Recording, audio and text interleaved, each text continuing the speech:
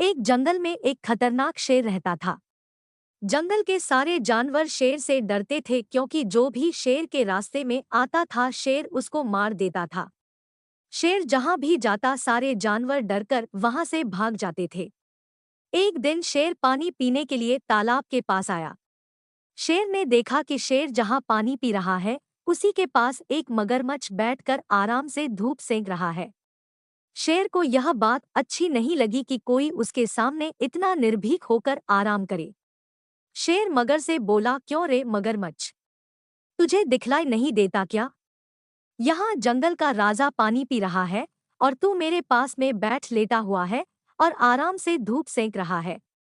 शेर की बात सुनकर मगरमच्छ बोला, तुम होगे जंगल के राजा तो अपना रुतबा अपने पास रखो, मैं भी पानी में रहने वाला इस तालाब का राजा हूँ। मगरमच्छ की बात सुनकर शेर को गुस्सा आ गया और शेर ने मगरमच्छ पर हमला कर दिया। उस समय मगरमच्छ जमीन पर था इसलिए शेर ने मगरमच्छ को बुरी तरह तरह से घायल कर दिया और मगरम ने किसी तरह तालाब में घुसकर अपनी जान बचाई। शेर के द्वारा की गई इस बेइज्जती से मगरमच्छ को बहुत गुस्सा आया और मगरमच्छ भी किसी तरह शेर से अपना बदला लेना चाहता था। एक दिन शेर को जंगल में किसी दूसरी जगह पर जाना था। जंगल के उस हिस्से तक जाने के लिए तालाब को पार करना पड़ता था। शेर बड़े ही आराम से तालाब पार कर रहा था, तभी मगरमच्छ ने शेर को देख लिया। मगर शेर से अपना बदला लेना चाहता था इसीलिए मगर ने शेर पर हमला कर दिया। इस बार लड़ाई पानी के अंदर थी इसीलिए मगरमच्छ ने शेर को बुरी तरह से घायल कर दिया।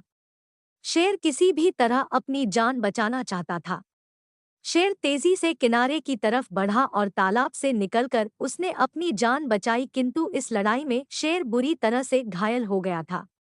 शेर को भी समझ में आ गया था कि पानी में रहकर कभी भी मगरमच्छ से बैर नहीं करना चाहिए।